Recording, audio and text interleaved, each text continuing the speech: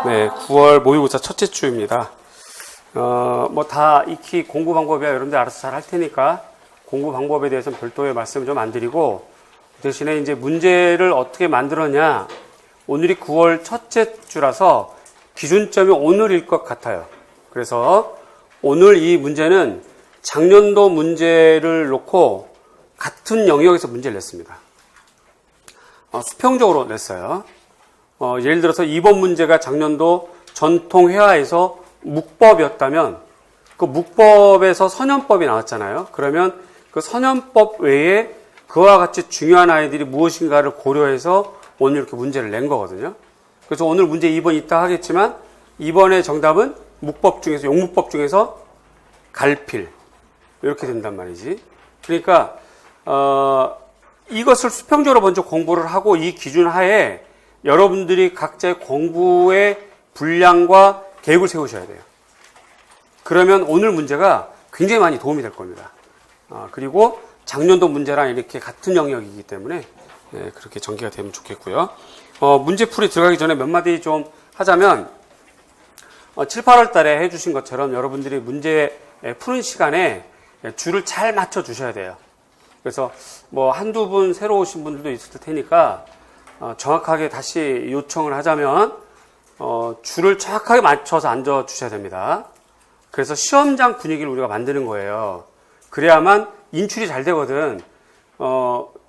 칸막이가 있는 독서실에서 공부하던 거는 시험장에서 기억이 안 나요. 잘. 시험 끝나고 교문 열고 나올 때 기억이 난다고.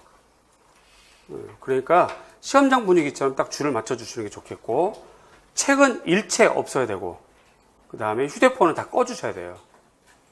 뭐 한 두세 시간 전 연락 안 된다고 해서 죽는 거 이런 거 아니니까 국가가 뒤집어지고 이러진 않아요. 그러니까 꼭 꺼주시고, 그 다음에 시험장에서도 나갔다 들었다 못하죠. 여기도 당연히 그렇게 하셔야 됩니다. 나갔다 들었다 못하게 해야 돼요. 한번 나가면 그 시험 끝날 때까지 못 나갑니다. 못 들어옵니다. 그러니까 나간 다음에 그 다음 생각을 하셔가지고 나갈 때 이 시험지랑 공부거리를 다 들고 연구실을 가거나 옆방에 있는 연구실 또는 다른 교실로 가서 이렇게 조용히 공부하다가 시험 끝날 때쯤에 들어와서 B형 시험 보고 이렇게 하셔야 됩니다. 이해 가시죠? 꼭 그렇게 해 주셔야만 됩니다. 안 그러면 전체 분위기가 좋을 때 여러분 각자에게도 좋아지는 거지 자기만 이기적인 생각에 이렇게 왔다 갔다 들락날락하고 막 이렇게 약간 이렇게 좀 소란스럽게 해버리면 자기에게도 결코 좋지가 않습니다.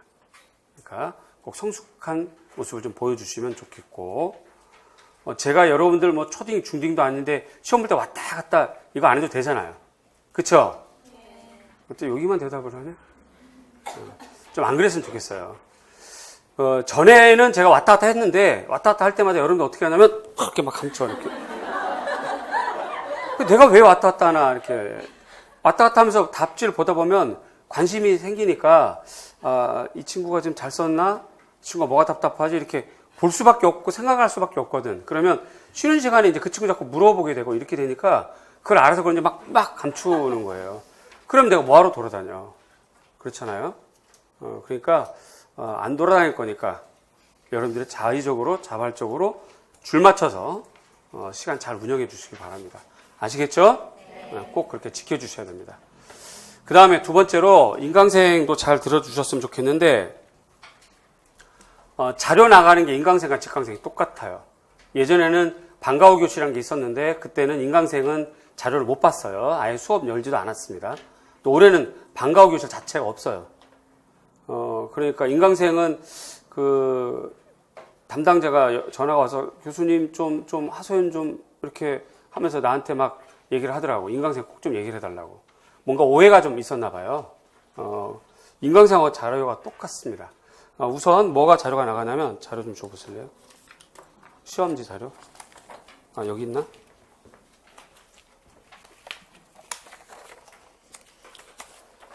어, 9월 첫째 주에 10월 첫째 주에 11월 첫째 주에 교육학이 이렇게 나갈 겁니다. 나가고 교수님이 다른 문제가 들어올 거예요. 여태 다른 분이 왔었고 그런데 1시간을 교육학을 푸는 게 정상인데 원래는 풀기로 했고 근데 풀다 보니 늦게 끝나고 뒤에 가서는 여러분들 막 그렇게 퍼져 있고 그래서 오히려 전공 시간에 집중을 못 하더라고. 주객에 전도된 거잖아요. 우리는 전공이 이제 교육학이 아니거든. 근데 교육학에 진짜 다 빼고 전공에 퍼져 있으니까 안 되겠길래 지금 문제만 나간 겁니다. 그리고 해설지 나갈 때 해설지 같이 나가는 건데 만약에 여러분에게 의견을 물어봐서 그래도 선생님 10월 달에 한 번쯤은 시험을 봤으면 좋겠어 라는 의견이 대다수가 많으면 10월 달에는 그냥 1교시 교육학, 그 다음에 2교시 전공 A, B 이렇게 나갈 거예요. 첫째 주에. 나머지 2, 3, 4주에는 교육학 없고. 그래서 요게 나가고, 그 다음에, 교육학 답지도 나가는 게 정상인데 안 나갔고요. 그 다음에 지금, 이렇게 도판. 그죠? 칼라 도판. 그 다음에, 이렇게 B형 몇 번, 그러니까 뭐 A형 몇 번, 이렇게 해서 이름 써 있는 거. 여기 표기가 보면, 2018학년도 9월 1주 성명, 내가 지금 이럴 때는 카메라 요거 비추고 있는 거죠. 이럴 때는 쫙, 포커스 인 해주시고요. 요거는, 직강생이 받아서 문제를 풀고, 여기다 이름 적어서 다 제출하는 겁니다. 전부 제출해요. 한 명이라도 없으면 집에 못 가요. 조 교수님 이름 다 불러요.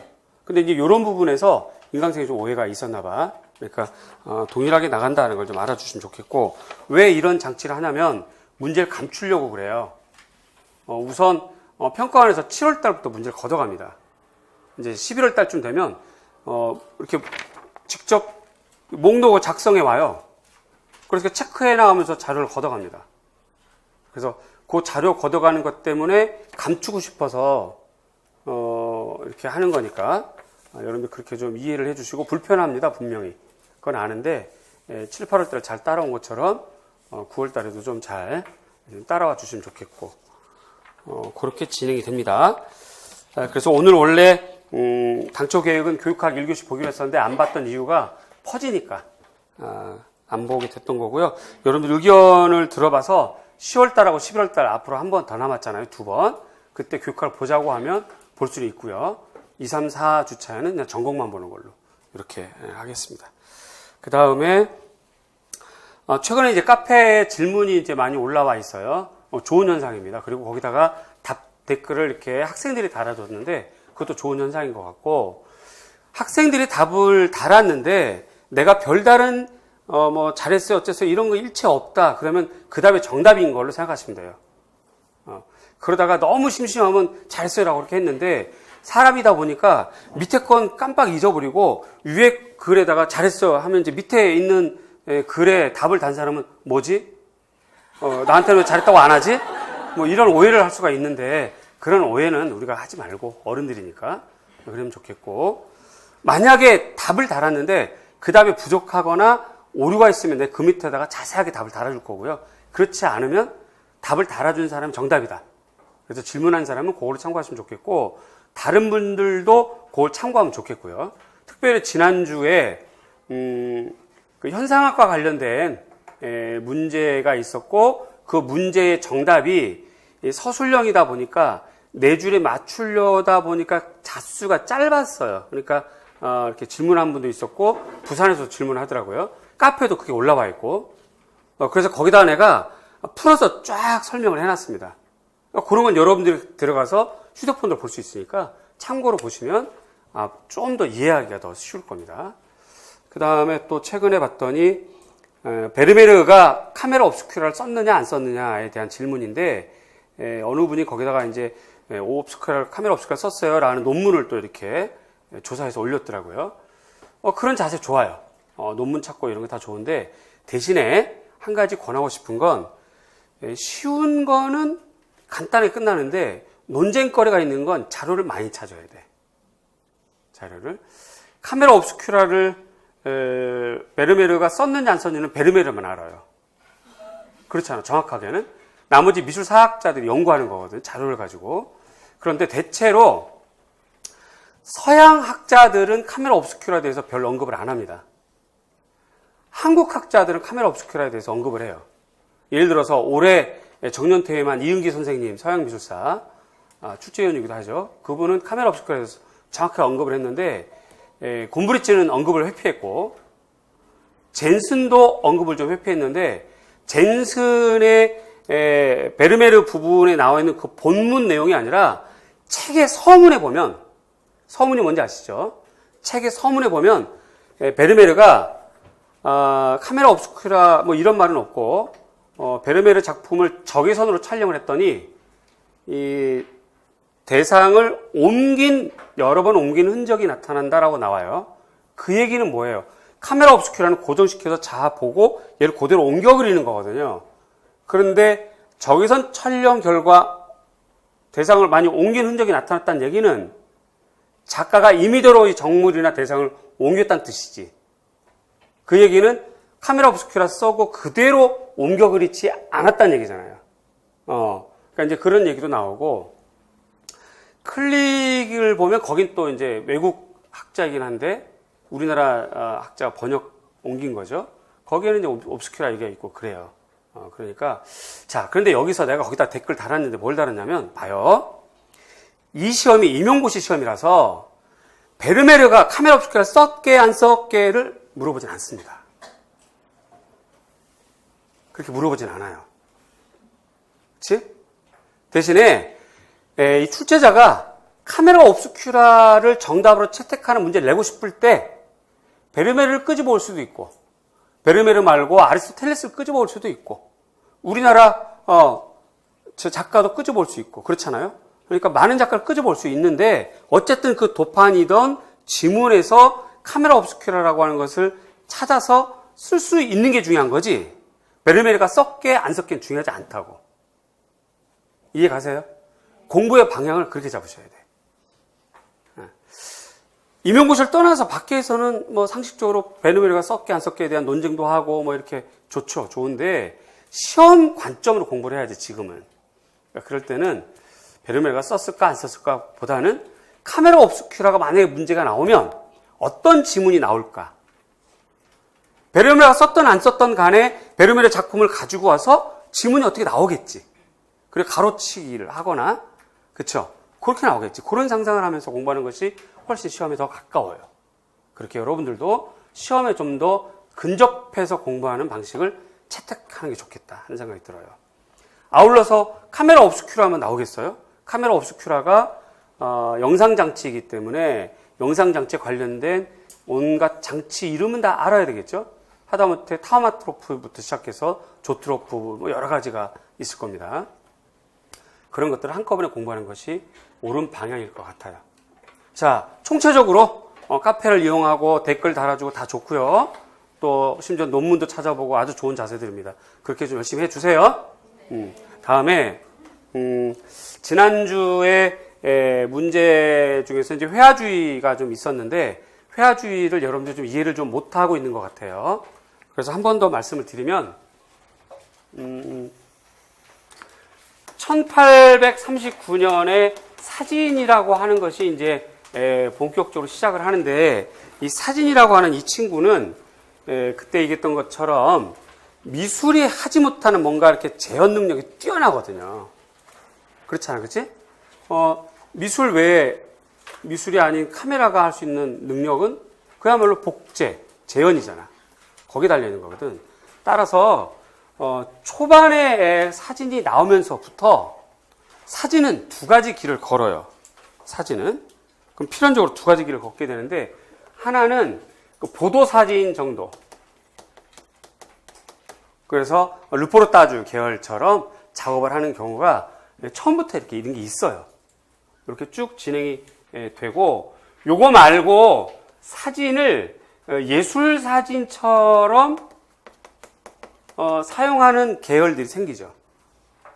이것의 일부가 이른바 회화주의 사진이에요. 일부가 회화주의 사진이고, 처음에는 이 사람들이 인상주의를 거부하면서 뭐 이렇게 진행하고 막 그렇게 되죠. 왜 그러냐면, 인상주의라고 하는 이 회화에서의 인상주의는 작가가 살고 있는 현세에 대한 경험을 중요시 여기긴 해요. 반면에 순간적인 경험을, 빛을 통한 순간적인 경험을 표현을 하려다 보니 점묘도 쓰죠. 미완성적 표현도 쓰죠. 그지? 세금 현상도 쓰죠. 하다 보니까 여러분이 미술사 때 배웠어. 인상파는 대상이 견고해, 견고하지 않아? 견고하지 않아요. 분위기만 이렇게 탁 있고. 예를 들어서 그 성당 연작 시리즈를 그렸단 말이지. 새벽의 성당, 오후의 성당, 저녁의 성당. 저녁 성당 같은 거 보세요. 성당이 막 흐물흐물 막 녹아내리는 느낌이 들어. 봐봐. 성당은 누가 사는 집이야? 신이 사는 집이라고. 신이라고 하는 존재는 흐물흐물 흘러내려서 없어지는 존재인가? 견고한 존재, 그게 인간이 믿잖아요. 그 신이 사는 집이 성당인데 그 성당을 견고하고 튼튼하게 그려도 시원치 않은 판에 인상파들은 흐물흐물 그렸다고. 이게 싫어서 시인상파 생겼잖아요. 이런 것처럼 사진이라고 하는 그 메커니즘이라고 하는 그 기술적 특성은 어쩔 수가 없거든. 정확하게 탁탁 찍어내는 거. 그러니까 인상주의에 흐물흐물 거리는 것은 좋아하지 않지. 그러나 예술적인 분위기를 내고 싶었던 거야. 그게 이제 회화주의 사진이고, 이것을 좀 더 이제 분위기 있게 백금염이라고 하는 인화지도 쓰니까 회색도 나오지, 뭐 이렇게 되는데, 이거를 이끌어갔던 단체가 포토 세제션이에요.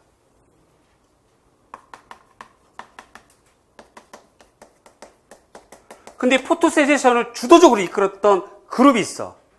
링크트링.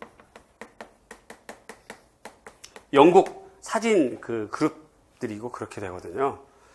여기에 해당하는 중요한 작가가 스티글리츠, 스타이켄 이런 작가들이거든요. 그 중에서 이제 조금 전에 얘기했던 것처럼 스티글리츠. 이 작가는 여러 가지 경향을 작업한 작가예요. 미술교육학으로 얘기하자면 마치 아이senhower 같이 이것저것 다 한 사람이야. 그래서 처음에는 이렇게 막 회화주의로 가면서 포토 세제션을 이끌어 나가고 링크트링 활동을 하고 그러면서 점차 사진이 갖고 있는 사실성에 좀 더 귀의해서 사실주의적 그 사진을 찍어내죠. 이것이 나중에 정밀주의 미국 영향을 미치게 되는 것인데, 이 과정 가운데가 1940년쯤 되게 되는 거예요.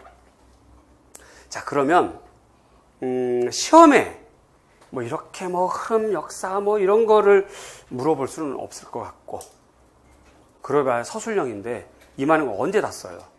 그러니까 그렇진 않을 것 같고, 그러나 회화주의라고 하는 거는 시험에 한번 나왔고, 따라서 내가 봤을 때는 시험에 나오는 포인트 하면 이런 용어라든가 이런 용어 정도만 알아두면 충분하다는 생각이 들어요.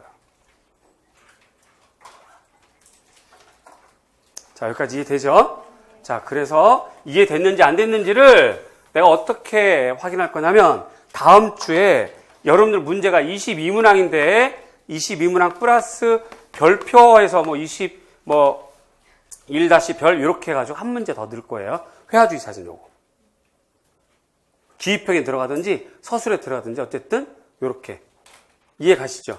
그래서 요 문제를 한 번 더 풀어보는 걸로 그렇게 할 거예요. 아시겠죠? 그래서 앞으로는 이제 선생님하고 얘기도 하거나 이렇게 하면서 혹시 이해가 안 된 부분이 있으면 그렇게 한 번씩 더 설명을 해주고, 그 다음에 문제로 또 한 번 해결해보고, 본 문제 22문제를 깨트리지 않은 선에서 이렇게 해 나갈 테니까 선생님 이거 정말 이해가 안 돼요 라는 거를 주저없이 얘기해 주셨으면 좋겠고, 그래서 나랑 같이 이렇게 소통하는 남은 석 달이 됐으면 좋겠습니다. 이해 가죠? 아울러서 오늘 문제는 철저하게 작년도 기출을 통해서 기준점을 잡은 겁니다. 오늘은 기준점이에요. 그래서 각자가 조용히 채점을 좀 해보시고 저한테 봐봐요. 점수를 얘기해 주는 거 의미가 없어요. 물론 이제 기록 같은 걸 할 수도 있고 그렇게 되는데, 점수보다는 선생님 제가 제 점수 그냥 알파를 받았는데 여기에서 5점을 더 올리고 싶어요. 혹은 8점을 더 올리고 싶어요. 그래서 이거 올리려다 보니 제가 봤을 때 저는 이 키워드가 모자랍니다. 그래서 용어 사전을 보려고 하는데 어떻게 생각하세요? 라는 이야기가 실질적인 첨삭이고 실제 상담이야. 점수 그냥 달랑 뭐 20점 맞았어요? 이거 무슨 의미가 있어요? 공부 더 해야지. 네, 안녕히 계세요. 이게 무슨 상담이냐고. 그리고 감언 이설로 여러분들 현혹하고 싶지는 않아서 있는 그대로 말을 하는데, 논술 채점했던 사람조차도 말이 좋아 논술이지 이거는 키워드 채점이다라고 하거든요. 그러면 키워드 채점을 하는 이 시험에 첨삭이 무슨 국어과도 아니고 무슨 조사가 틀렸네, 뭐가 틀렸네, 무슨 뭐 순서가 틀렸네, 뭐 어떻게 됐네, 뭐 빨간 펜만 아깝지. 이거는 눈 가리고 아웅하는 거야. 애들도 아니고. 그렇게 난 그런 상수가 없어. 용어가 틀린 거에 대해서는 가지고 오면 내가 이렇게 딱 두 줄, 그래서 이 용어, 이거 이렇게 해서 이런 거는 빨갛게 해줄 수 있어요. 그런데 그냥 이거 막 이런 상수는 나 하고 싶지도 않고 할 수도 없고 할 필요도 없고 아무 도움이 안 돼. 그래서 막 빨갛게 이렇게 하시고 싶으면 다른 빨갛게 하는 데서 공부를 해야 되고, 저는 그렇게 빨갛게 안 합니다. 그리고 배점 기준표가 이미 다 되어 있으니까 요거 보고 하시고, 대신에 배점 기준표에 나와 있는 유사답안이나 정답 외에 글을 썼을 경우 이것이 맞는지 틀린 거에 대해서는 내가 교정해 주거나 이렇게 해줄 수는 있어요. 그러니까 그렇게 이해하시면 되겠습니다. 아시겠죠? 그냥 솔직하게 대했으면 좋겠어. 나도 역시 여러분들이 솔직하게, 이 시험에 대해서 솔직하게 해야지 학생 한 명 더 붙잡으려고 막 이렇게 상술적으로 이런 거에 또 현혹되고 그런 어리석은 마음 안 가졌으면 여러분도 좋겠고, 나 역시 그렇게 되고요. 얘기할 것 대충 얘기된 것 같아요. 그러면 1번부터 가겠습니다.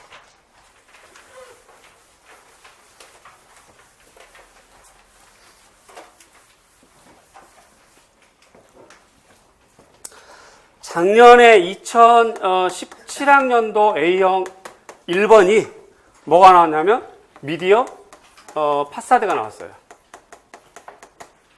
그럼 미디어 파사드는 영역이 어떻게 됩니까? 이게 관점이 여러 관점이에요. 여러 가지 관점입니다.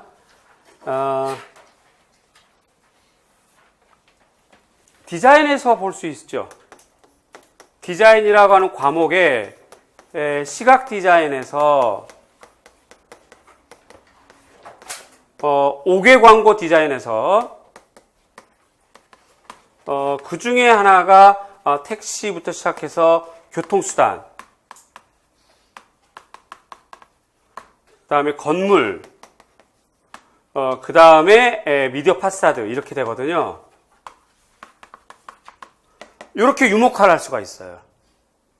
그러면 얘는 디자인 문제이거나 시각 디자인 문제이거나 이렇게 볼 수도 있겠죠. 그죠? 한편 또 다른 각도로 보자고요. 또 다른 각도로. 얘가 회화, 즉 서양 회화라고 하는 과목에서, 서양 회화는 아시겠지만 매체가 나오죠. 그 다음에 뭐 이제 과정이 나오고요. 기법이 나오고 보통 이렇게 됩니다. 그럼 매체는 또다시 여러 가지 매체가 있죠. 그쵸?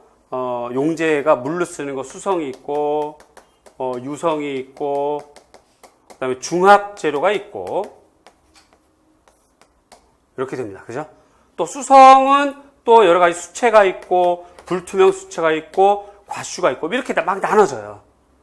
자, 그런데 이 매체, 지금까지 얘기했던 수성, 유성, 중합 재료라고 하는 이 매체를 한꺼번에 묶으면 전통 매체가 돼요.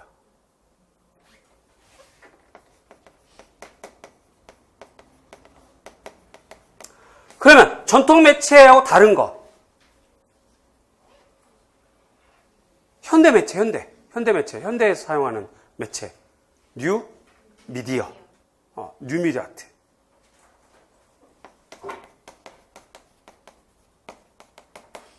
그럼 뉴 미디어 아트가 사용하는 매체. 예를 들어 뉴 미디어 아트에는 컴퓨터 아트도 들어가고 넷 여기다 쓰자. 뉴 미디어 아트에는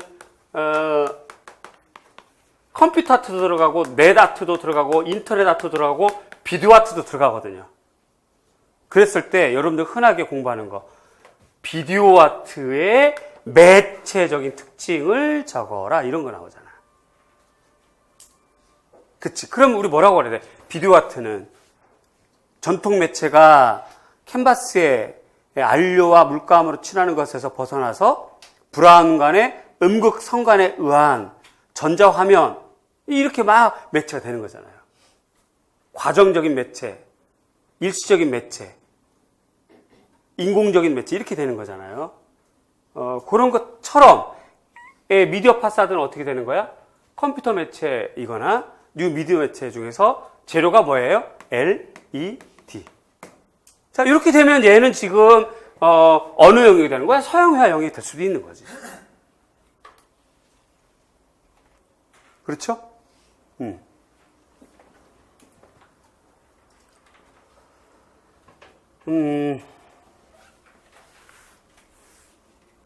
또 다른 측면에서는 얘가 영상 디자인으로 들어갈 수도 있습니다. 요거를 유목하면 저 디자인으로 포함될 수도 있겠고요. 아니면 별도로 이렇게 따로 떨어져서 이렇게 나올 수도 있어요. 영상 디자인이라고 하는 건 그야말로 이제 사진, 영화 이렇게 됩니다. 그죠? 그 다음에 이제 비디오 이렇게 되고 요거 이제 UCC 애들 교과서에 많이 나오는 이렇게 되겠죠. 사진 같은 경우가 나오게 되면 사진은 그야말로 재료화 연구, 그러니까 도구가 나와요. 도구, 재료화 연구가 나옵니다. 그 다음에 인쇄가 나오죠. 인쇄. 그 다음에 인쇄되기 전 촬영하는 단계. 그치? 그래서 촬영. 요게 이제 화면의 구도가 되겠고요. 이렇게들 구분이 됩니다. 자, 이제 촬영한 것을 인쇄를 하려면 단순한 인쇄가 아니라 무엇이 필요하냐면 편집이 필요해요. 편집이. 자, 봅시다. 이게 타당한지 안 타당한지는 쉽게 점검할 수 있고 검증할 수 있어. 애들 교과서에 나왔니? 안 나왔니? 물어보면 알아. 봐봐요. 사진의 도구, 카메라에 여러 가지 장치가 있어요. 렌즈, 몸체, 그죠? 뷰파인더, 뭐 이런 것들이 있단 말이죠. 그거 혹은 뭐 기기가 샷터 속도, 그다음 필름의 감도. 그래서 아날로그 필름 같은 경우는 200감도, 150감도, 100감도 이렇게 감도가 달라요. 그런 것이 있죠. 샷터 속도도 뭐 2500, 3000분의 1초까지 되거든요. 그 다음에 렌즈도 조리개가 F값이 1대4, 1대 1.4부터 시작해서 F값이 막 달라지거든요. 자, 이게 무슨 얘기냐면 그 도구를 이용해서 대상이라고 하는 것을 찍어내는데 인쇄하게 되는, 찍어서 인쇄하게 되는데 이 대상이라고 하는 이 대상이 정확하게 딱 들어맞게 핀이 딱 맞을 때, 야, 핀트 나갔어. 우리가 일반적으로 그렇게 얘기하지만, 그거를 뭐라고 그러냐면, 심도라고 그래요, 심도. 피사계의 심도가 아웃 됐느냐, 인 됐느냐, 이런 얘기를 하는 거거든요. 그지? 예를 들어서 봐봐. 그네를 탄다. 아니야. 그냥 학생 교과서를 얘기하자. 학생 교과서에 시냇물이 이렇게 봄철에 눈이 녹아가지고 이렇게 물이 이렇게 샥 내려가는데 물이 물방울이 딱딱딱 보이는 게 있고 어떤 사진은 허옇게 물이 샥 내려가는 허연 사진이 있어요. 똑같은 위치에서 찍은 사진인데 두 사진이 다르단 말이죠. 이건 하나 피사계의 심도가 아웃된 거고 하나는 인이 된 거란 말이죠. 어떻게 하면 될까? 여러 가지 장치. 일단 조리개 조절을 해야 돼. 샷터 속도가 빠르면 물방울이 탁탁탁 보여. 왜? 물방울이 움직이는 속도보다 속도가 더 착착 되니까. 그런데 물방울이 움직이는 속도보다 이 샷터 속도가 느리면 물방울이 샥 내려가는데 얘는 찰칵 되는 순간 얘는 그대로 다 찍혀지기 때문에 허옇게 되는 거죠. 요게 교과서에 나와 있거든요.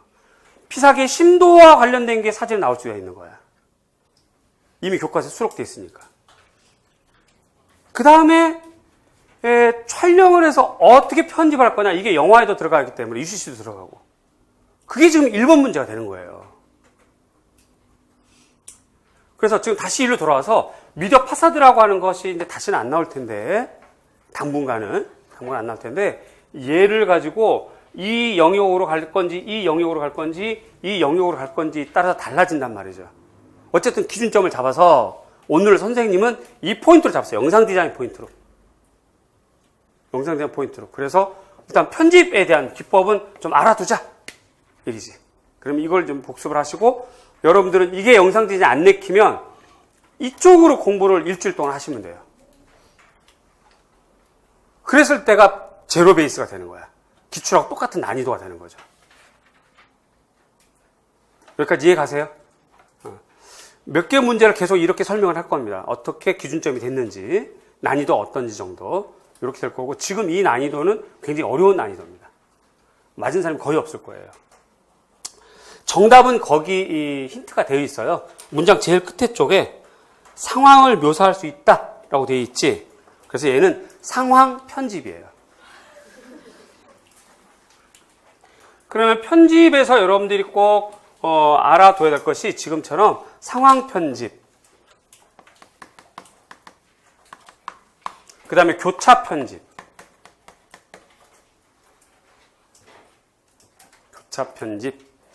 그 다음에 플래시백, 플래시 포워드,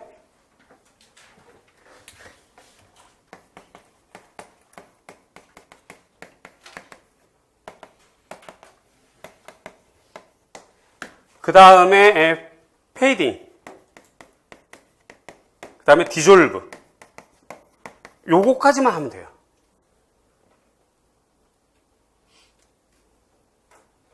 여기까지가 억지로 꺼낸 게 아니라 여러분들이 봐야 될 필독서 안에 있어요. 억지로 내가 문제를 만든 게 아니고. 여기까지가 있어요. 여러분들 워낙 안 봐서 그렇지.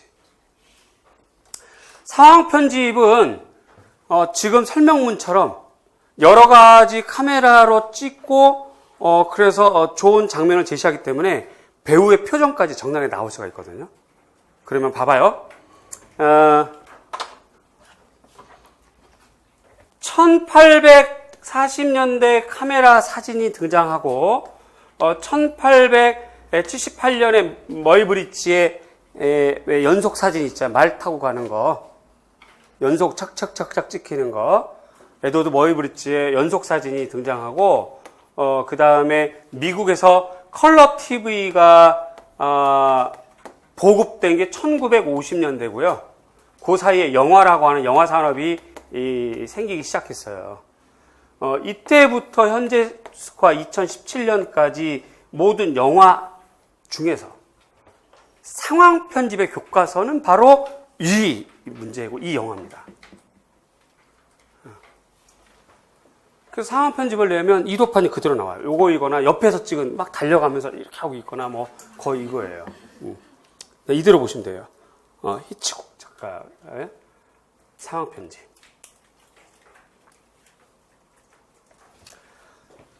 교차 편집은 그야말로 이전 장면과 교차하는 거고요. 플래시백은 왜 우리 드라마 볼 때도 가끔씩 그렇게 되지? 과거를 회상하는 거야. 플래시백. 플래시 포워드는 반대로 앞으로 일어날 걸 이렇게 상상하는 거지. 내가 한번 써봐. 이렇게 해서 이렇게 되면 뭐 상상할 때 왜 배우들이 와가지고 막 이렇게 뭐 하는 거 있잖아요. 앞으로 일어날 거에 상상하는 거. 그게 플래시 포워드. 페이딩은 화면이 싹 바뀌는 거. 디졸브는 아예 한꺼번에 확 그냥 끊어지고 바뀌어버리는 거.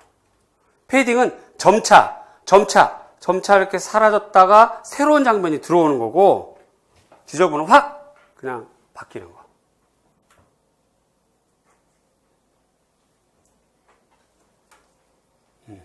그러면 다 했어요. 편집은 공부 끝. 편집은 공부 끝.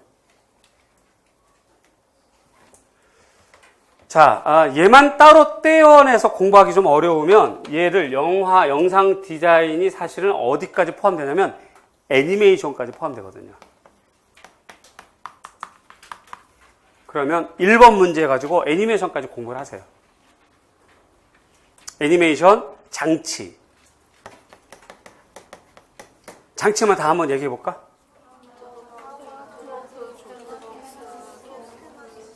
그런 거 문장 나오고 그림 나오면 쓸 수 있을 만큼. 그 다음에 기법. 애니메이션 안 나온 지 한참 됐죠. 아는 대로 얘기해 보세요. 기법.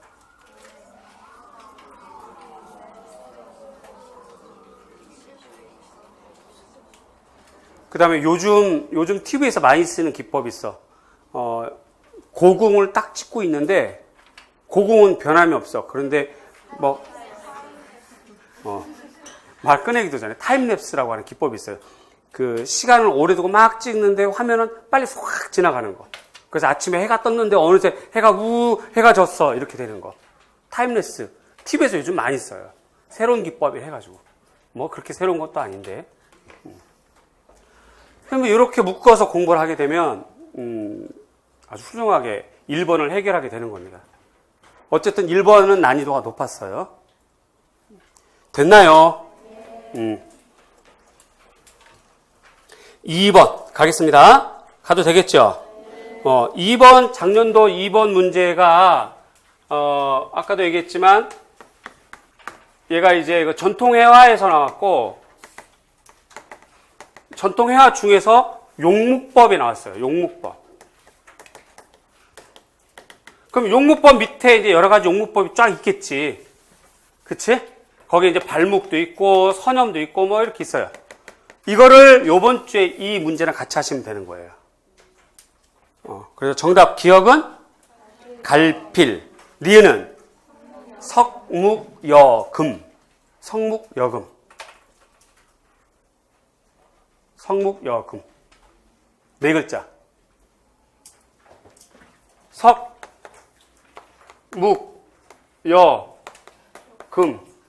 묵을 금처럼 아껴서 써라. 이성적으로 생각해. 먹이 비싸거든. 근데 이렇게 많이 쓰면 어떡해? 조금씩 아껴. 누가요? 이성적으로 생각해. 성묵여금. 저기 이런 말은 그지 필요 없는데 안평대군이 안견을 되게 사랑하고 아꼈대요. 잘 키웠잖아. 그런데 안평대군하고 안견하고 등을 돌려서 그 덕분에 안견이 살아났어요. 안평대군은 이제 잡혀서 죽고, 어떤 계기 때문에 그랬냐면 안평대군이 안견을 불러다 놓고 중국 가서 사온 정말 비싼 먹을 자랑했어요. 문을 여는 순간 그 먹향이 확 해가지고 그냥 목농 이렇게 이게 전화가 아니지, 대군 마마 이 무슨 냄새입니까? 뭐 이래가지고 야 봐봐봐, 야 너 눈으로만 봐야 돼? 뭐 만지면 안 된다? 보여 막 이렇게 자랑하고 나서는 그 양반이 의도적으로 그랬는지, 나는 의도적으로 그런 것 같아. 왜냐하면 인재를 아끼고 싶어서. 이미 정치적 판세는 끝났고 자기는 곧 잡혀갈 것 같고. 그런데 자기 때문에 자기 식솔과 같은 안경까지 잡으면 죽거든요. 그러니까 그래서 그런 것 같은데, 어쨌든 이 양반이 이 먹을 잔뜩 자랑을 하고서는 잠깐 나갔다 올게 하고서 사랑방을 나간 거야. 그래서 한참 때 들어오셨는데 먹이 없어졌네? 야, 먹 어디 갔어? 너 가져갔지? 그러니까 안견이 아니요, 저 안 가져갔어요. 막 이렇게 하다가 자꾸 대군 이러시면 안 되신다고 일어났는데 옵석에서 이렇게 떨어진 거지, 먹이. 그래가지고 이놈이 네가 나를 배신하냐 이러면서 너 임마 나가 내 대문 발길도 하지 말라고 쫓아냈어요. 근데 그 덕에 살아났다는 후일담이 있어. 먹이라는 게 그렇게 비쌌거든 그때는. 자, 이런 얘기까지 했어. 먹을 어떻게 하라고? 먹을 금처럼 아껴라. 아시겠죠? 자, 2번 그렇게 됩니다. 난이도는 작년도 문제랑 거의 같아요.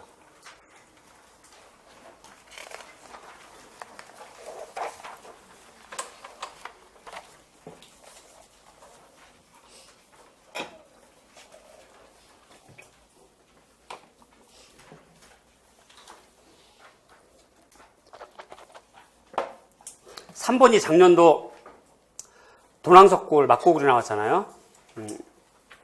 그러면 수평적으로 가자면 당연히 윈깡석굴하고 용문석굴을 해야 되는 거야.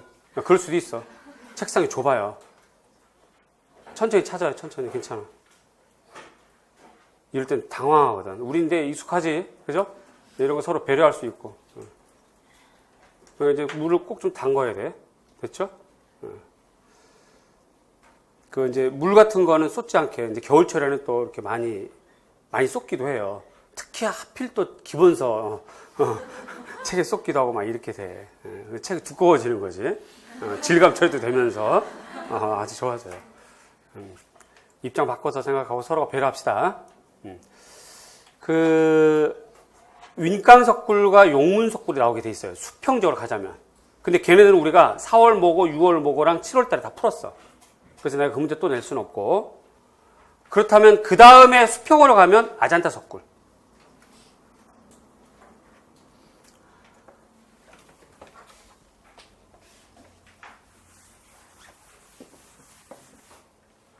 그러니까 이제 도낭석굴이 나오면 수평적으로 이게 이제 중국일 경우 윈깡석굴, 용문석굴 이렇게 가는 게 맞겠고, 이것과 연결돼서 우리나라 같은 경우 군위삼존불, 그쵸?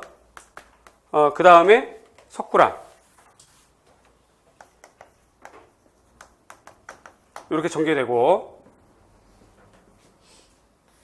도낭석굴 하게 되면 이제 인도 같은 경우 이렇게 되면 여기가 아잔타가 돼요. 근데 이거 우리가 문제를 다 냈어요. 문제를 다 풀어봤단 말이죠. 그러니까 자료가 있는 사람들은 이거 다시 한번 끌어서 복습을 하시고, 그렇게 되면 얘를 전체로 보면 동양미술사가 되잖아요. 그래서 동양미술사인데 오늘 문제를 만들고 나서 봤더니 한국미술사 문항수가 좀 적어서 얘를 좀 이렇게 고려시대 걸로 바꾼 겁니다. 그래서 얘는 한국미술사로 보시면 되겠고, 3번의 정답은 향완.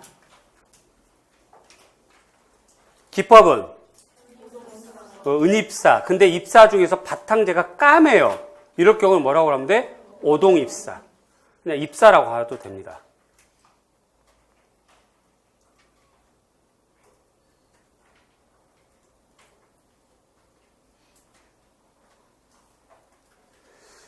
자, 그 다음, 요거 잠깐만 얘기할게요. 요거 잠깐만 얘기할 건데, 얘가, BC 1세기부터 만들어졌다가, 잠잠했다가 다시 AD 4세기, 5세기 때 또 크게 유행하게 되거든요. 거의 500년 가까이 걸쳐서 만들어져서 굴이 하나만 있질 않아요. 굴이 여러 개가 있습니다. 그 다음에 두 번째는 이렇게 오래 걸치다 보니까 기술과 기법이 조금씩 변모했어요. 그 다음에 이게 이제 그 실크로드라든가 이제 이런 쪽으로 이렇게 넘어오는 경우도 있고 그래서 우리나라로 영향을 주게 된 것도 있고, 또 중국을 통해서 우리나라 넘어서 영향을 주게 된 것도 있고, 당초 얘가 서양에서부터 넘어오면서도 그 지역의 기후와 풍토에 영향받을 수밖에 없지.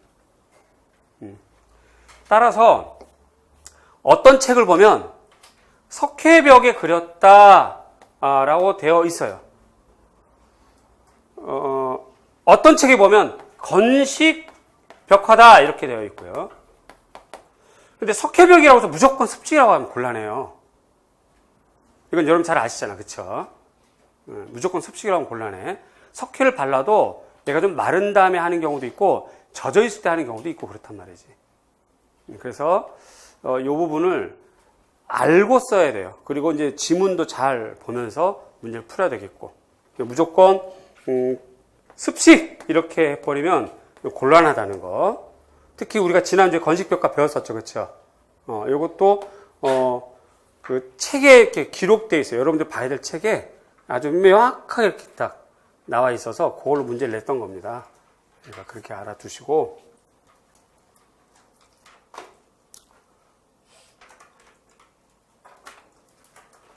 자, 3번. 됐고.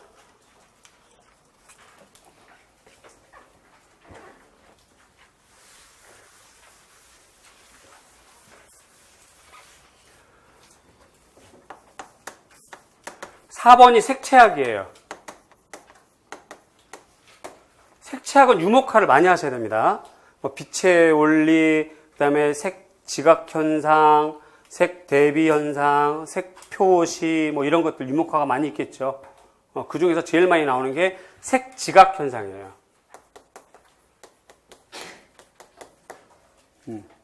색 지각 현상과 색 혼합이 같이 묶일 때도 있고, 어떤 책은, 어떤 학자는 얘를 따로 구분할 때도 있고 그래요.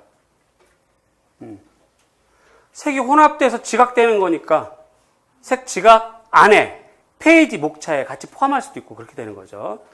여기까지 이해 가세요? 자, 색 혼합은 여러분 잘 아시는 것처럼 뭐뭐 있어요? 가산혼합, 감산혼합, 중간혼합. 중간혼합은 또다시 뭘로 나눠져요? 병치혼합, 회전혼합. 이렇게 나눠지는 거거든. 여태까지 얘 나왔어. 얘 나왔고 얘 나왔어. 그럼 남은 건 뭐야? 얘를 하는 게 우선순위인데 우리가 그동안 많이 했어요. 이 문제를. 4월 모고 6월 모고부터 해서 7월달 다 했고, 그 다음에 색 지각 현상에서 1순위가 바로 동시 대비, 계속 대비, 이런 식으로 전개가 되는 거니까 이 문제가 바로 정답 동시 대비입니다. 동시 대비예요. 특별히 이 세 번째 줄과 네 번째 줄 보시면 잘 보세요. 이거 틀린 분들은 이 문장 잘 보세요. 세 번째 줄과 네 번째 줄. 이러한 현상은 세계의 차이가 클수록 대비 현상은 강해진다. 이게 대비 중에서 동시 대비의 가장 큰 특징이에요. 두 번째 힌트. 프랑스 화학자 쉐브럴의 색채 이론. 동시 대비, 보색 대비. 그래서 들라크로와 인상주의, 후기인상주의, 오바트에서 주로 사용하는 거. 동시 대비. 동시 대비 안에 또 나눠지지. 그치? 색상 대비, 채도 대비, 또 명도 대비, 뭐 이렇게 보색 대비 이렇게 나눠지는 거지. 그러니까 그거를 보시면 되겠고요. 난이도는 기출문제랑 똑같습니다.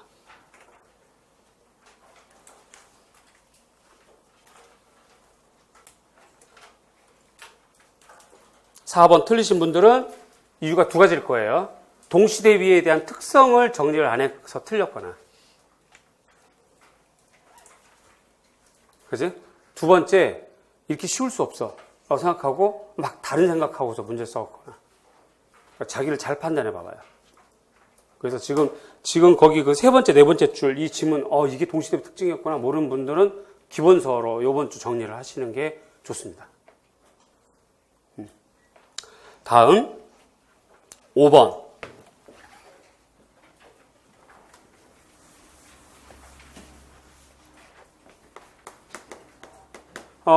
5번이 작년도 뭐가 나왔냐면 마인드맵이 나왔어요.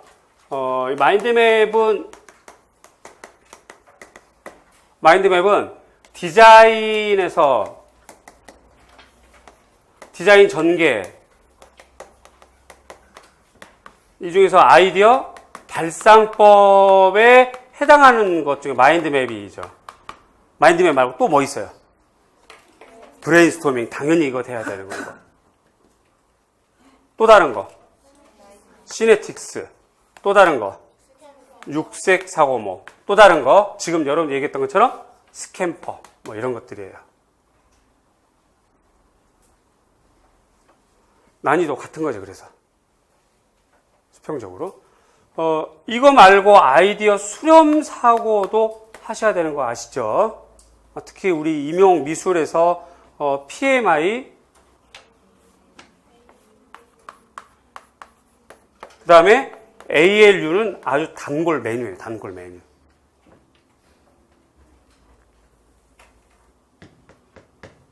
스캠퍼가 2014학년도에 나왔어요. 그러면 15, 16, 17, 18 이제 4년차 되기 때문에 해둘 필요가 있습니다.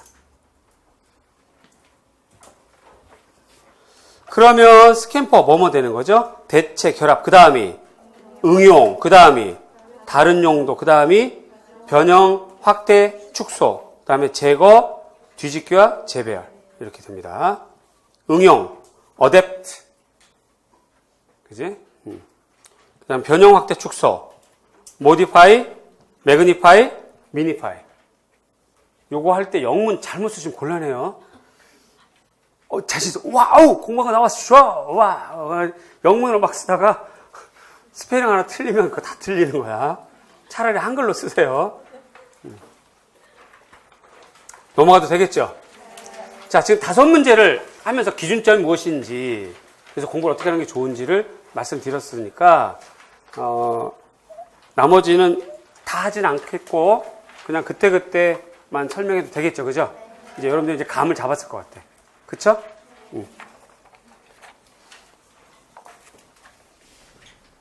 감 잡았다 해놓고서는 또 설명을 해야 되네. 이런. 여러분들 시험 과목이 16개 과목이에요. 거기서 22개 영역이 됩니다. 근데 한 영역에 3문제, 4문제 나오기 때문에, 예를 들어 한국미술사 3문제, 4문제 나오고, 이렇게 되기 때문에 어떤 영역은 안 나올 수도 있죠. 자, 22개 영역 중에서 포함되는 것이 조형론이라는 게 있어요. 조형론. 그야말로 조형, 요소, 원리가 나오는 거. 그 다음에 또 하나가 드로잉이 이렇게 포함됩니다. 드로잉 여러 가지가 있지, 그쵸? 제스처 드로잉, 컨투어 드로잉, 스크리블드 라인 제스처 드로잉, 그죠?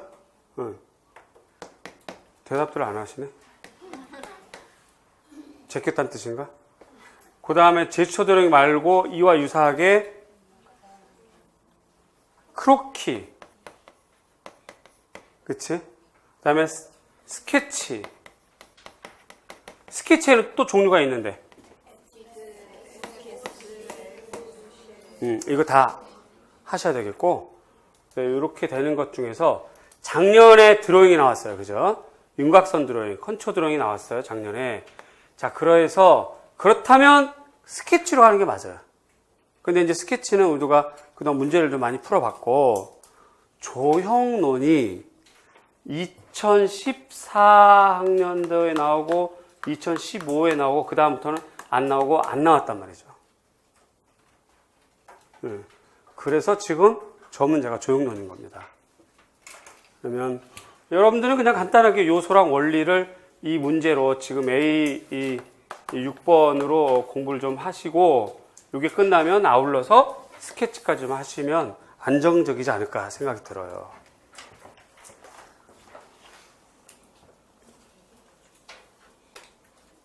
기억은 조화.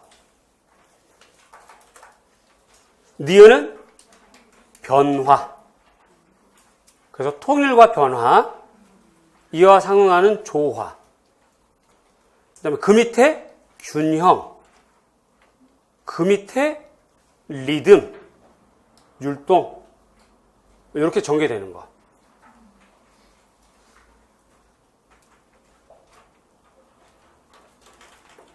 그래서 두 번째 동그라미 보면 변화는 조화에 대응하는 것으로서 통일성이 꼭 필요한 구성 원리, 다른 한 축이다. 그래서 통일과 변화 이렇게 하잖아요. 이 문장을 잘 봤었어야 돼. 틀리신 분들 이 문장.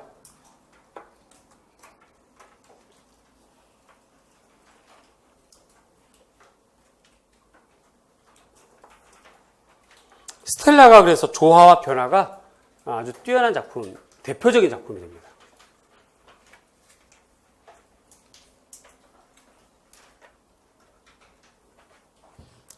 넘어가겠습니다.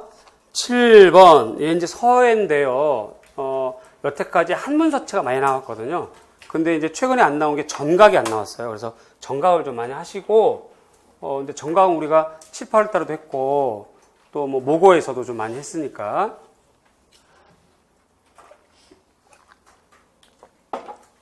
봐봐, 이제 용필, 장법 중에서 밑에서 또 올라가 볼까? 장봉, 노봉, 측필, 편필, 그 다음에 역입, 순입, 그 다음에 간가, 결구, 균제, 균간 이렇게 되잖아요. 얘네들이 전부 다 기본적인 애들. 작년에 장봉, 노봉 뭐 이런 거 비슷하게 나왔다. 그래서 지금 얘가 정답이 뭐냐면 기억이 균간 원칙. 니은번 비례 원칙.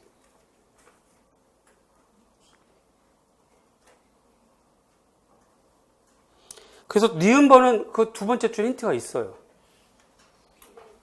비례라고 또 써 있어요. 그죠?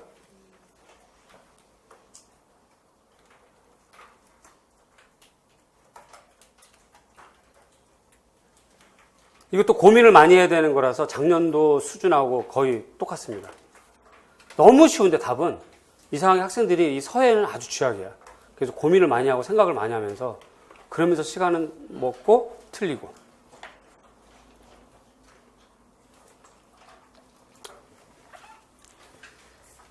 저런 거는 책이 여러분들이 없어요. 여러분들이 없는 책에서 내다 보니까 쟤는 그냥 내가 주는 정답으로 공부하는 것이 속 편할 것 같아요. 내 생각에는. 그렇다고 그 책 다 살 필요도 없고, 빌릴 수도 없고, 그런 거죠. 또 알려줘도 못 읽어, 여러분들이. 왜? 중국어 언론. 한자로 되어 있으니까. 좀 그렇다는 거. 자, 이제 8번 봅니다. 8번에 얘가 미학이잖아. 그쵸? 과거에는 미학하고 활원이 친절하게 서로 번갈아 나왔어요. 번갈아서. 그 다음에 미학은 아예 그 서술형이 나오지도 않았고 선택형 시절부터 나오기 시작했고 활원은 서술형 때도 있었어요. 그러다가 번갈아면서 나오기도 하고 그랬는데 작년에 미학만 나왔나요? 아니면 활원도 나왔나요? 활원도 같이 나왔죠. A11번. 이게 활원이잖아요. 그쵸? 그런데 보세요. 미학하고 활원. 그런데 빠진 영역이 있어요. 최근까지. 비평.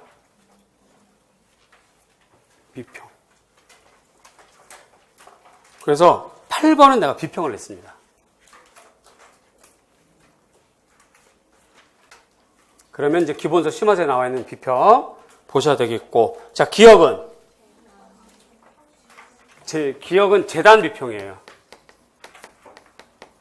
재단 비평.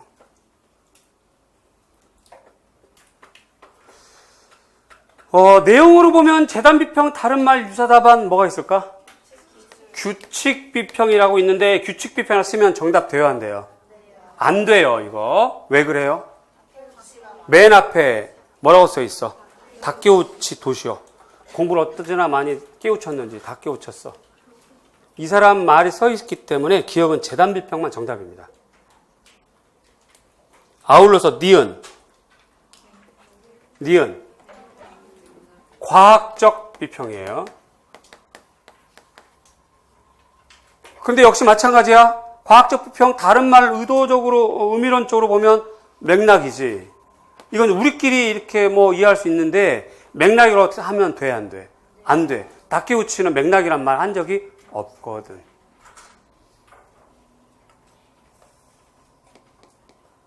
그래서 기본소에 도표 이렇게 나왔잖아요. 자꾸 스틱을 치른다. 스톨리츠, 임두빈, 다케우치, 이렇게. 여러분, 여기 보세요. 여기 보세요. 잠깐만. 고개를 들거라. 인상 비평을 또 다른 말로 뭐라고 그래요? 일기체 비평이라고 그러죠. 좋아요. 그런데 월프가 제시한 비평인데 감상자 중심의 비평, 그럼 뭐라고 해야 돼? 일기체 비평이라 해야지. 인상이라고 하면 돼, 안 돼? 안 되는 거와 똑같은 일이에요. 그러니까 학자가 제시한 대로 그대로 좀 외워야 되고, 만약에 이거 틀린 분들은 그거 외운 지 오래됐으니까.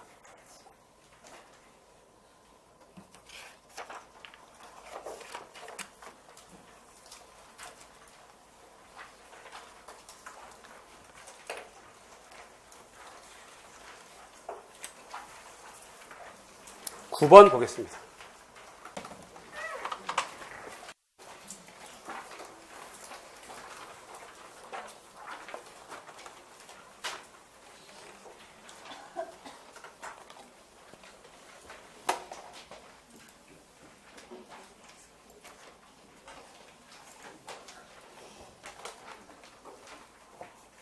판화예요. 작년도에 오목판화가 나왔습니다. 그러면 수평적으로 가면 공판화, 그 다음에 볼록판화 하는 게 맞겠고, 그건 우리가 많이 풀어봤잖아요. 그래서 다시 또 오목판화로 왔어요. 오목판화 중에서 안 풀어봤던 거, 직접법 메조틴트가 나왔으면 그 외에 또 다르게 드라이 포인트랑 인그레이빙 이렇게 되는 건데, 얘는 지금 동판의 일종인 이 기법의 명칭을 쓸 것, 명칭은 드라이 포인트. 그 다음에 제작 과정에서 단계 1번, 판을 잘 연마하여 깨끗한 여백을 얻을 수 있도록 한다. 2번, 니들로 적절한 각도를 주어서 기억, 거스르미를 이렇게 세우면서 묘사해 나간다. 그랬을 때 기억의 이유를 서술할 것. 이유. 뭐라고 하죠? 답 보지 말고 얘기해보자. 난 그게 궁금해. 뭐라고 썼는지가 궁금해. 드라이 포인트니까 아주 다양한 말을 썼을 텐데, 이제 그 문제 그 다음까지 보세요. 봐봐. 그러면 그 다음에 3번 단계가 강한 선, 다양한 질감, 미세한 성을 묘사한다. 그 다음에 4번에 해당하는 니은, 즉 니은에 들어갈 이미지 형성 및 정리 과정을 서술할 것. 뭐라고 하셨나요?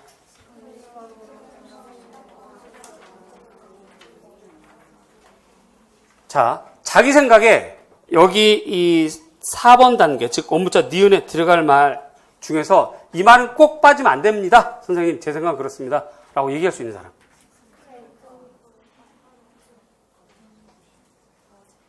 응? 이럴 때 자신 있게 얘기를 하는 거야. 틀려도 교정할 수가 있으니까. 지금 5번이 인킹이 완료된 후라는 말이 있다면 그 말은 지금 무슨 말까지 포함된 거야? 인킹을 하고 닦아냈단 말까지 포함되는 거예요. 거기까지 완료가 된 거지, 그거. 그러면 지금 4번은 인킹하기 전까지를 얘기하는 거잖아요. 그래서 드라이 포인트, 즉 인그레이빙과 드라이 포인트가 차이점이 있어. 차이점. 인그레이빙은 뭘 사용해? 뷰랭. 드라이 포인트는 니들. 인그레이빙은 뭐가 없어? 거스러미가 없고, 드라이 포인트 뭐가 있어? 거스러미가 있지. 근데 이 거스러미가 필요에 따라선 필요할 수도 있고 안 할 수도 있죠. 그럴 때 제거를 할 때 뭘로 제거해? 스크래퍼로 하지. 그래서 2단계에서는 스크래퍼 들어가야 되는 거예요. 그래서 정답지 보시면 기법은 드라이 포인트. 기억은 니들선 하나만으로는 그리 대단한 효과를 낼 수 없지만 거스러미는 잉크를 입히면 거스러미 하나 잉크가 고여. 드라이 포인트의 특징적인 짙은 선이나 분위기 표현, 요게 포인트. 분위기 표현. 뭐 뽀사시 표현 이런 거 그건 좀 곤란하고.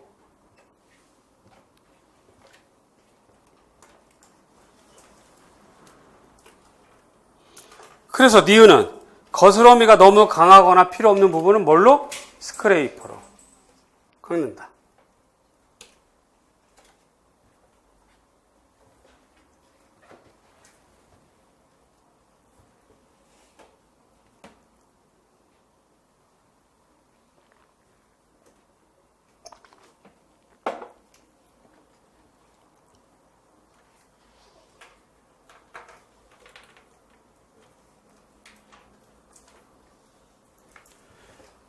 자, 니들로 써서 드라이 포인트, 즉 거스러미를 만드는 거예요. 얘는 깎는 게 스크래퍼야.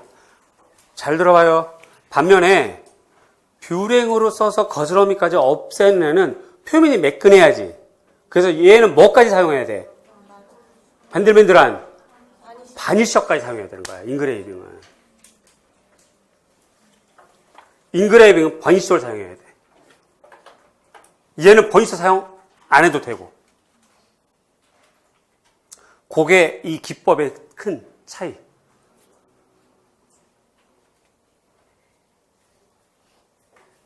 그래서 자기가 썼던 문장에 스크래퍼 있는지 확인하시고, 거스럼이나 아니면 영어로 한글로 그냥 버라고 해도 되고요. 버를 일으키거나 깎는다는 말이 있으면 정답.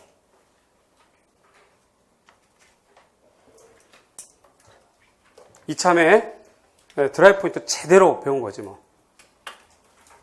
인그레이빙과 함께.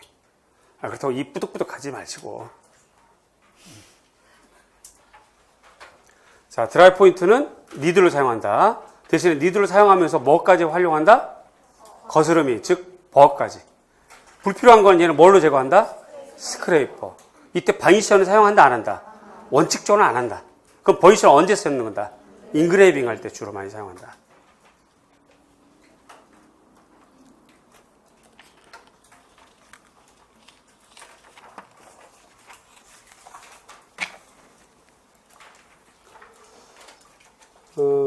정답에 이렇게 빈칸들은 채우면서 메타인지를 하시면 공부에 좀 더 효과적일 거고요. 스크래프로 깎아서 조절한다는 거. 그 다음에 이제 왜 이렇게 이제 달달한 말 못하는 거 아시잖아요. 그래서 있는 그대로 말씀드리면 석 달 정도면 공부했던 사람이라면 정답하고 이 지문 외우면서 승부 걸어볼만 하니까 공부가 좀 안 됐거나 늘 점수가 약하거나 한다고 기죽지 말고 항상 좀 힘내서 복습하시고 그리고 일주일에 항상 계속 도전을 하세요. 내가 이 점수에서 앞으로 몇 점을 올리려면 어떻게 하면 될까? 그 고민하면서 나랑 상담을 하는 거야. 그 고민을. 그것도 꼭 생각을 하고 오세요. 오늘. 그래서 다음 주에 혹은 그 다음 주에 얘기를 하는 거지. 그냥 선생님 저 열심히 하면 됩니다. 이렇게 하지 말고 제가 기입형을 좀 잘하면 좋겠어요. 이런 말도 좀 너무 막연해. 그럼 막연하면 도움이 안 돼요. 조금 더 구체적으로. 제가 서술형이 총 13개 중에서 몇 개 맞았는데 좀 더 많이 맞아야 될 것 같아요. 그 다음에 서술형도 만점짜리가 몇 개 있고 부분 점수가 몇 점 있고 부분 점수를 받는 영역들이 대체로 어떤 영역이 좀 약하고 이런 얘기가 나오면 내가 그러면 용어사전 봅시다. 기본서를 봅시다. 아니면 어떤 책을 좀 보면 그 영역은 좀 더 점수를 받을 수 있어요. 당분간 그 책을 좀 봅시다. 이렇게 얘기를 해주는 것이 실질적인 상담인 거야. 여러분들 점수를 올릴 수 있는 실질적인 방법이라고. 그 얘기를 하자고. 그 얘기를. 채점하고서 점수 얘기 안 해줘도 돼. 상관없어. 대신에 공부 일주일 동안 앞으로 이렇게 하려고 합니다. 이 얘기를 좀 하시면 좋겠어요. 자, 10번. VCA 비평학습에 관련된 내용인데 VCA가 채택하는 주된 비평 방법 포스트 모던 비평. VCA의 기본적인 목표와 의미.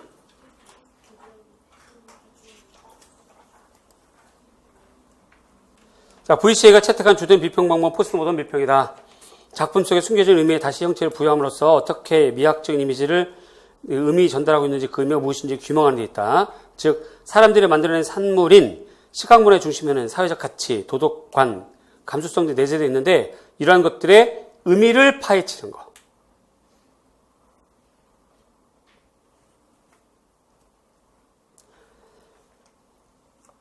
VC의 기본적인 목표는 역량 강화를 위한 비평적 이해력 키우기.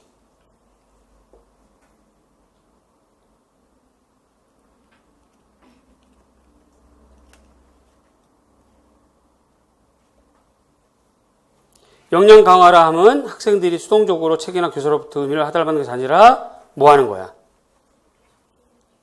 수동적으로 하는 게 아니라 긍정적, 능동적 학생 스스로 의미를 찾아낼 수 있도록 하는 거.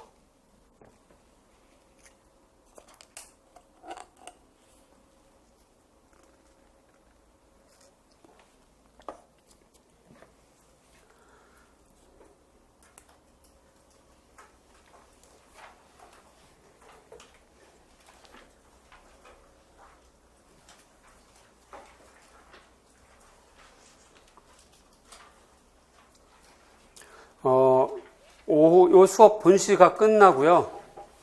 바쁘신 분은 가시고, 남은 분은 남아서 이제 영역별 이론 정리를 하는데 어제 했더니 딱 20분 걸리더라고요. 딱 20분인데 첫날이라서 여러분들 기차표라든가 이런 상태를 제가 모르고 그 다음에 나른한지 이렇게 퍼졌는지 우울한지 이런 상태를 몰라서 간략하게 준비를 좀 했고, 이제 오늘 하루 해보면 선생님 이거 이 내용도 좋은데 문제도 좀 넣어주세요라고 하면 문제를 넣을 수도 있고, 이것도 이제 이따가 진행하면서 여러분하고 한번 같이 이렇게 디스커션해서 진행하면 좋을 것 같고요. 그냥 바빠서 가신 분은 그 다음 주에 그거 못 듣습니다. 영상은 찍어도 기록으로 남기려고 찍는 거예요. 그래서 결석했는데 영역별 이거 좋다고 하던데 이거 주세요 이렇게 말하면 안 돼요. 그렇게 하시면 되겠습니다. 이따가 그래서 시각문화 쪽을 이론을 좀 다루게 될 겁니다. 이따가. 11번.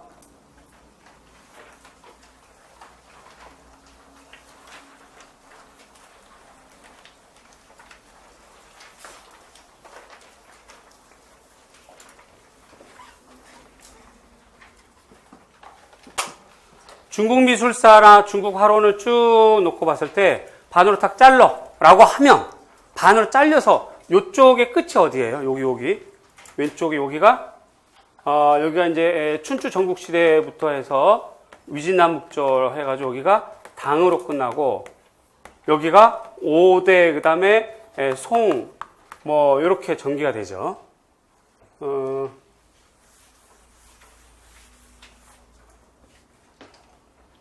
다음에 이제 송, 원, 명, 청, 이렇게 전개가 되는데, 보통 반으로 끄면 이렇게 됩니다, 보통.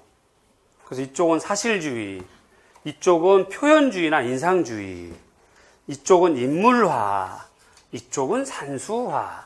보통 이렇게 나눠지죠. 크게 보자면, 이쪽은 청록산수 우위, 이쪽은 수묵산수 우위, 보통 이렇게 나눠지죠.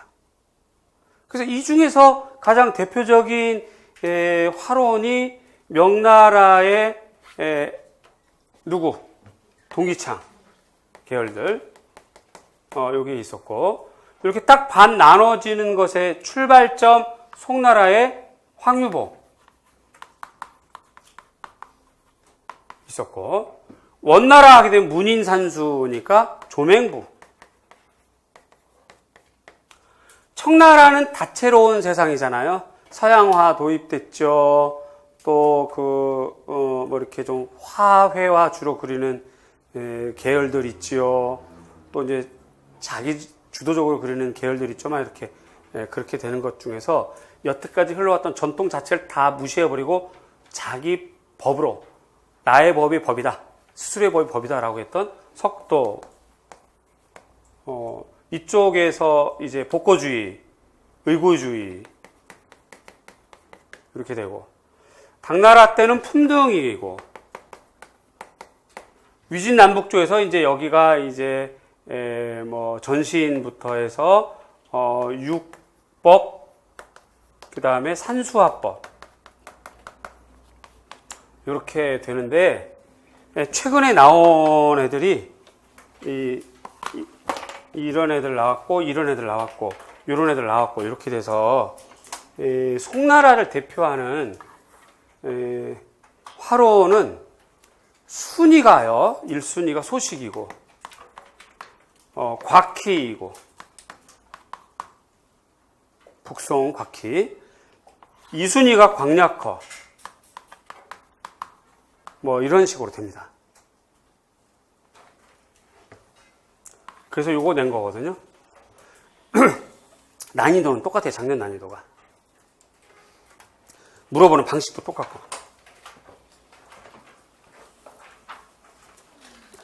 가의 화가가 속한 화파 명칭은 호주죽파.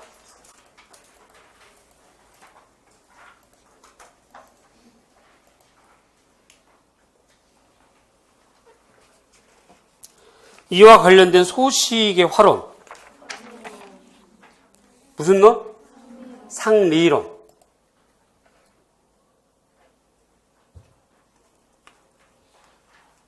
가에 나타난 사인화의 특징. 사인화가 다른 말로 무슨 말이에요?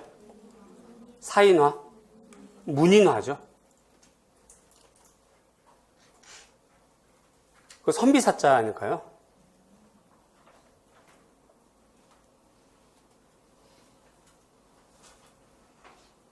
자, 그래서 처음부터 갑니다. 가는 호주파이다. 이와 관련된 소식의 화로는 상리론이다. 상형이 있는 사물이든 상형이 없는 사물이든 간에 모든 사물에는 상리, 즉 법칙이 있다는 입장으로 객관 사물의 법칙이나 혹은 예술 자체의 법칙을 중시한다. 상리론이 뭐라고요?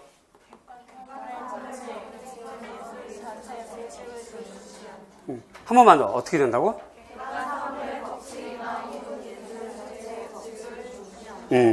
문독의 그림에는 사인화의 특성이 있다. 즉 문인화의 특성이 나타난다는 거지. 사인화의 즉 문인화의 특징은 첫째, 의기를 중시합니다.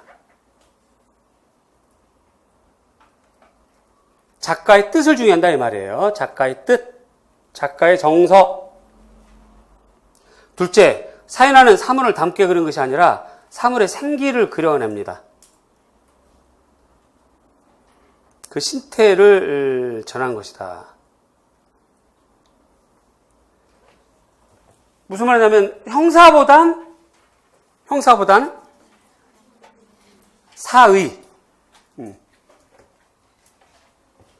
셋째, 스스로 즐기기 위한 거예요. 화원이 아니라는 뜻이죠. 화원이 아니다. 스스로 즐기기 위한 것이다. 그래서 형사에 얽매이지 않고 상리와 상외에서 얻은 주관 정서를 드러낸다.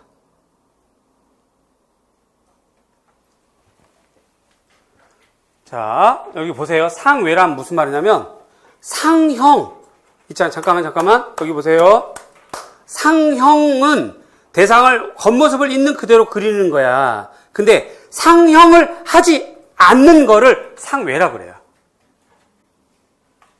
다시 상형, 이거 무슨 말이야? 상형이 대상을 형사 있는 그대로 형태 그대로 그리는 거. 근데 화원들이 이렇게 그리고 사인 즉 문인은 이렇게 안 그린다 이 말이지. 그래서 상형하지 않는 거를 상외라 그래요.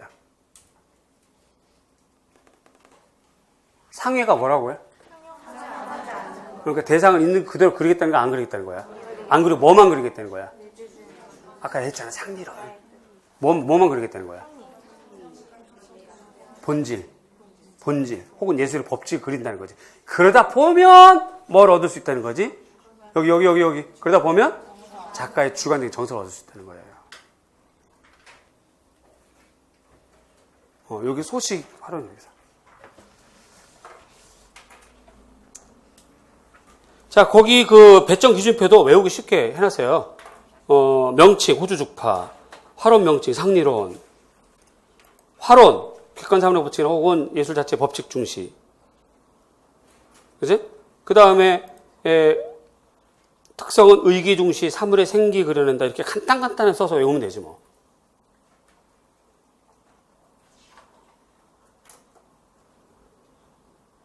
그 다음에 상리와 상위에서 얻은 주관 정서. 뭐 이렇게 간단하게 하면 금방 외워지고요.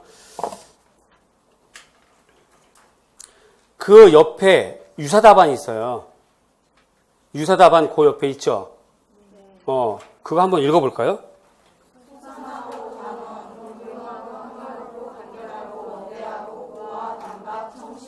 이게 또 사인화의 특징이래요.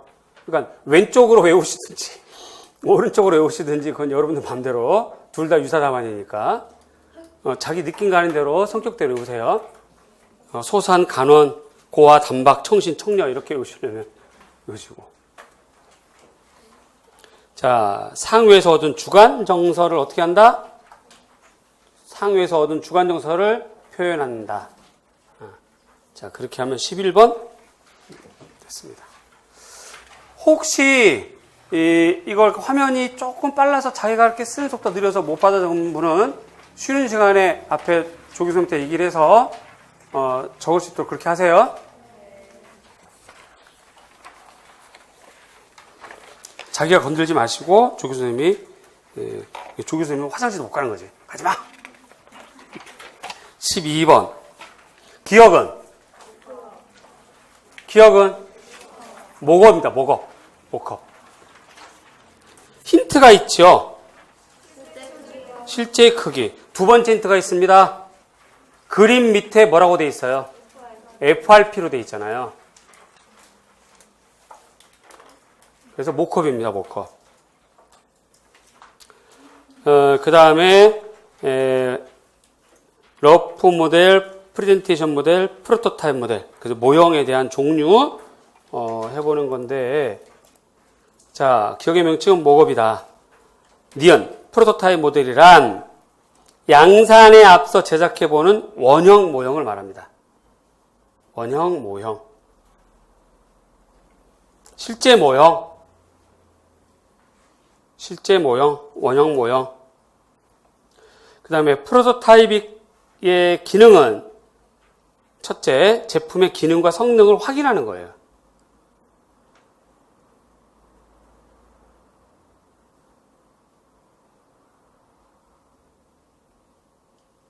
둘째, 양산을 위한 모형과 금형 구조의 적합성, 견고성, 생산성, 조립성인데 다 외우지는 말고 이 중에 하나. 내가 권하고 싶은 건 맨 위에 거. 구조에 적합하게 맞느냐를 보는 거거든.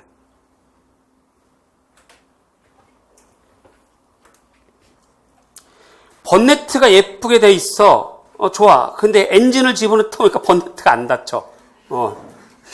이러면 안 되는 거잖아. 이게 구조 적합성이 없다는 거지. 그걸 보려고 지금 얘를 만드는 거거든. 자동차. 셋째, 디자인 개발자들과 사용자의 의사소통상의 효과.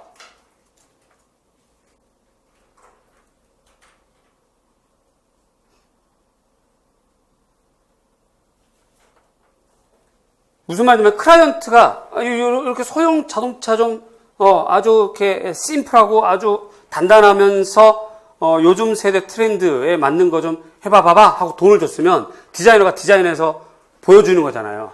그래서 마음에 드는데 이걸로 갑시다. 양산. 이렇게 서로가 상호소통해서 하는 그런 과정인 거거든. 자기 마음대로 할 수 있는 게 아니고. 그게 바로 모컵이고 또 프로토타입 모형이고 그래요. 요거 난이도가 좀 있죠, 요거는. 작년도 문제보다는 조금 더 어려운 난이도예요. 작년도 문제는 그냥 그야말로 국어 문제였고, 요 문제는 정말 디자인을 아느냐 모르느냐를 물어보는 거라서 난이도가 좀 높았다 보시면 되겠습니다.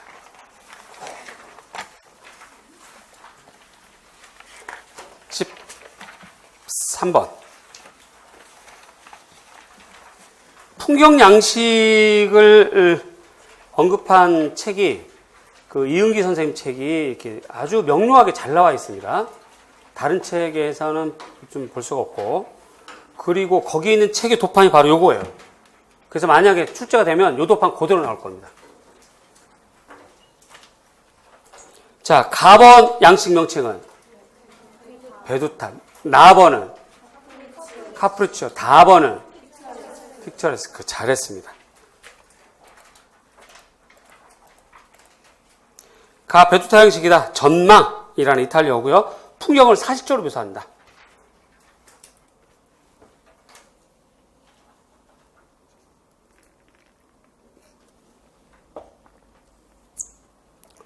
그래서 가는 도시의 여러 환경들을 섬세한 건축 조령과 지형적 원근법에 맞춰 당시의 모습과 도시의 행사를 기록하여 그렸다.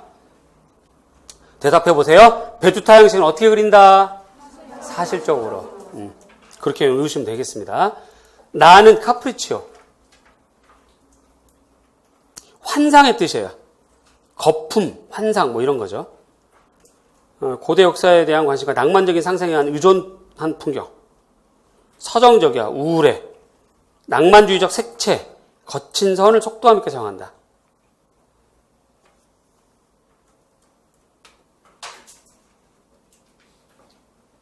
자, 카프리치오 양식은 어떻게 그린다고요? 그래서 조금 더 구체적으로 하면 낭만주의적 색채를 쓴다든가 거친 선을 속도감 있게 한다든가 그 정도까지는 외워두세요. 문제는 제가 미리 말씀드리지만 이 난이도는 쉬워요. 그래서 요거를 난이도 조정하려면 지금 얘기한 것까지 쓰게 할 거야 아마. 묘사의 특징까지 쓰게 하는 거. 그래서 이런 것까지는 형광펜 칠해서 좀 외워두는 게 좋겠고. 다음은 픽처레스크 풍경화, 영국식 자연관, 고전적인 감상과 목가적인 서정을 표현했다.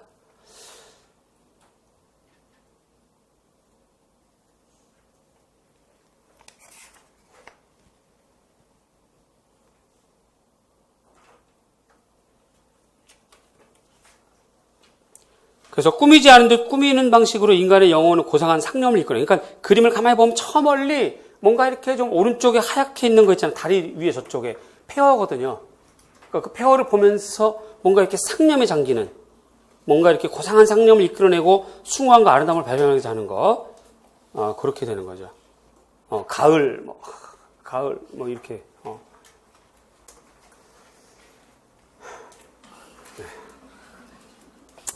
고전주의는 읽어보겠습니다. 거기 끝에만 비어 있어요. 쭉 읽어보겠습니다. 시작.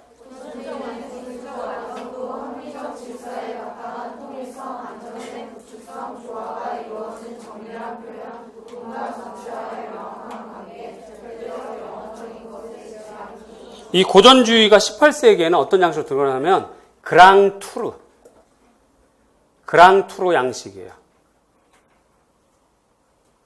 그랑투르, 대여행 뭐 이런 뜻입니다. 이탈리아 로마로 여행하는 신사들이 18세기에 서양 교육학 배웠을 거야. 서양 교육학에서 키우고자 하는 인물상 신사, 양성. 이 신사들은 여행을 시키잖아요. 그게 그랑투르 양식입니다. 됐나요? 고전주의 18세기 전형적인 규범 무슨 양식? 그랑투르 양식. 그래서 이탈리아 로마를 가서 보고 오는 거지. 그리고 기념사진처럼 이렇게 카프리치오 양식을 사가거나 아니면 베두타 양식을 사가거나. 근데 이제 그것조차 안 되면 그러니까 해외 연수를 못 하는 거잖아. 그럴 때는 영국 자연관으로 이렇게 그림을 그리는 픽처레스크 양식이 되는 거죠. 됐습니까? 14번은 설명할 게 좀 기니까 여기서 끊었다가 하겠습니다. 화장실 갔다 오세요.